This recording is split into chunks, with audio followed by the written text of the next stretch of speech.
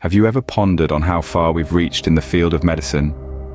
Fasten your seatbelts as we plunge into some of the most peculiar medical practices ever chronicled in history. Medical fact number 1. Ancient Egypt, a place where medicine and magic often intertwined. In a world where gods and spirits were believed to influence everyday life, it's no surprise that Egyptian medicine was a curious blend of practical knowledge and spiritual beliefs. Consider the Sekhmet priests, for instance. These were not just religious leaders, but also the physicians of their time, treating ailments with a blend of spells, prayers, and practical remedies. The treatments themselves were equally intriguing. Animal components were commonly used, from crocodile dung to crushed beetles. Honey, renowned for its natural antiseptic properties, was often used in dressings for wounds, creating a protective barrier against infection. Egyptians believed that spells could cure, or indeed cause, illness. Therefore, if you were unwell, you might find yourself not just at the doctor's, but also at the temple, seeking divine intervention. Medical fact number 2. We leap forward to the Middle Ages, a time where the cure could be more terrifying than the disease itself. This was an era of trepanation, a surgical intervention as startling as it sounds. Individuals had holes drilled into their skulls, an attempt to treat health problems related to intracranial diseases. This procedure was based on the belief that releasing evil spirits or relieving pressure could cure the patient. Medical fact number 3. The Victorian era, a time of progress, innovation, and some truly unusual medical treatments.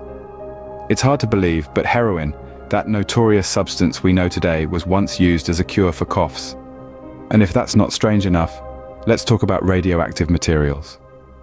People would willingly expose themselves to radium, believing it would rejuvenate their vitality. Bloodletting was another common practice. It was believed that draining bad blood would restore a person's balance and overall health. Medical fact number 4. Let's look at a medical treatment that was relatively recent, in the mid to 20th century. I'm talking about lobotomies. Lobotomy, derived from the Greek words lobe and tome, literally meaning cutting the lobe, was developed as a treatment for severe psychiatric conditions. It involves severing connections in the brain's prefrontal cortex, the area responsible for higher-level thinking and emotional regulation. Dr. Walter Freeman, a prominent neurologist, popularized the procedure in the United States in the 1940s. His technique, known as the transorbital or ice pick lobotomy, involved inserting a sharp instrument, often an ice pick, through the eye socket to reach the frontal lobes. Medical fact number 5. As we step back a few centuries, we land in the 16th century, a period marked by a terrifying disease and an even more terrifying cure. Syphilis, a sexually transmitted disease, was rampant during this era. Its symptoms, ranging from sores and rashes to paralysis and dementia, struck fear into the hearts of people. In their desperation for a cure, physicians turned to a substance that was as deadly as the disease itself: mercury. Mercury, a heavy metal that we now know is highly toxic, was the go-to treatment for syphilis. Doctors would administer mercury in various forms: ointments, pills, or even steam baths, where patients would inhale mercury vapors. The treatment was so harsh that it gave rise to the saying, "A night with Venus, a lifetime with Mercury," referring to the god of love, Venus, and the deadly aftermath of contracting syphilis. Sadly, many patients died from mercury poisoning before the syphilis could kill them. The use of mercury is a chilling reminder of how far we've come in understanding diseases and their treatments. From mercury madness to modern antibiotics, the fight against syphilis indeed provides a stark contrast in our medical history. Medical fact number 6. It's time to delve into the darker side of medical history. Imagine being prescribed a medicine made from human remains. Sounds like something out of a horror movie, right? But back in the 17th century, this was a common practice, known as corpse medicine. Let that sink in for a moment. Physicians believed that powdered mummies, bones, blood, and even human fat had curative properties. Mummies, imported from Egypt, were ground into a fine powder and used as a treatment for various ailments, from headaches to stomach disorders. It was also applied topically to heal wounds. The consumption of mummy powder was so widespread that it led to a shortage of mummies in Egypt, triggering a black market for false mummies, often made from the bodies of executed criminals. This macabre practice reflects the desperation of the era, as physicians grappled with diseases they barely understood.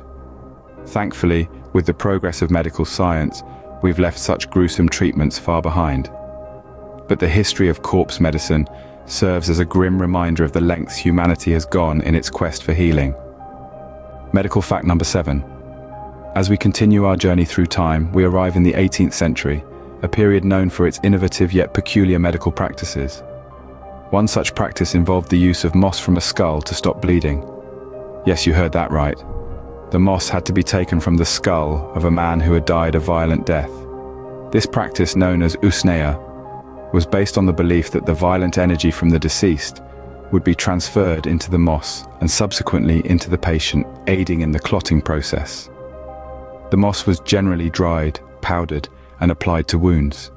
And if you think this is strange, hold on, because it was also ingested for internal bleeding.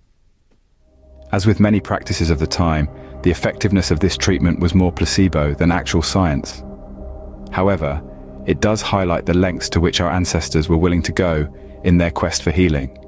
Let's carry that spirit of curiosity and innovation forward as we continue our journey, leaving behind the macabre and the bizarre. Medical fact number 8.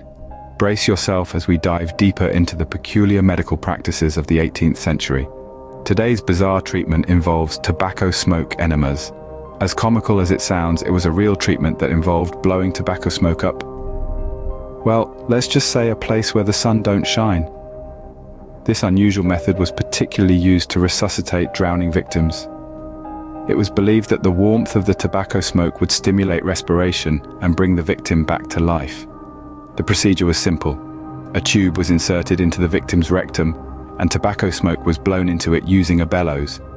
Believe it or not, this practice was so popular that tobacco enema kits were a common sight near major bodies of water, including the River Thames in London.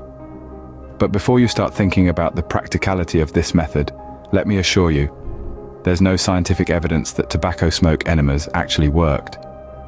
Much like other practices of the era, this was more myth than medicine. But it does make for an interesting anecdote, doesn't it? Stay tuned as we continue our journey through the annals of medical history, and remember, don't try this at home. Medical fact number 9. Hold on to your hats and maybe your noses as we plunge into one of the most peculiar medical practices from various cultures, the use of animal dung. This unlikely substance was used as a treatment for a wide range of ailments, from wounds to diseases. The type of dung used varied depending on the culture and the ailment. In ancient Egypt, for instance, crocodile dung was used as a form of contraception. Meanwhile, in medieval Europe, physicians recommended poultices of cow dung to treat wounds. The dung was believed to have healing properties that could draw out toxins and speed up the healing process. Even Native American cultures made use of animal waste in their medicinal practices. For example, buffalo dung was often used to treat burns and boils. It was typically ground into a powder mixed with other natural ingredients and then applied to the affected area. As unappetizing as these treatments may sound, they were an integral part of medicinal practices in various cultures. And while we've moved far beyond these methods in modern medicine, they remain a fascinating testament to the lengths humanity has gone to in the quest for healing. Up next, we wrap up our journey through the peculiar practices of medical history. Stay tuned and remember, no matter how strange the remedy, it's all a part of our fascinating medical heritage. Medical fact number 10. We've had quite a journey through the peculiar practices of medical history, but we're not done just yet. Our next stop is a practice that might make you raise an eyebrow: urine therapy. The use of one's own urine for therapeutic purposes. This practice has been documented in several ancient cultures, including the Romans, who used it for teeth whitening, and the ancient Indians, who considered it a divine drink with healing properties in Ayurveda. In the Middle Ages, physicians used uroscopy, a method where they would examine the color, smell, and taste of a patient's urine to diagnose their ailments. Fast forward to the 20th century and we find that urine therapy had a resurgence in popularity. Some people believe that it can cure everything from acne to cancer, despite the lack of scientific evidence to support these claims. While this practice might seem bizarre to us today, it's another testament to the lengths humanity has gone in the quest for healing. As we move towards the conclusion of our journey, remember, the past may seem peculiar, but it's all a part of our fascinating medical heritage. Stay tuned for our conclusion and remember to hit that like button if you found this journey as intriguing as we have. From ancient spells to shocking therapies, the journey of medicine is filled with peculiar practices. And what an intriguing journey we've embarked on today. Each era, with its unique practices, enlightens us not just about the progress made in medical science, but also the importance of learning from our past. If you enjoyed this trip back in time, there's plenty more where that came from. Please don't hesitate to hit that like button and share the intrigue with others. We would also love for you to subscribe for more. Stay curious and keep exploring with 10-minute timelines.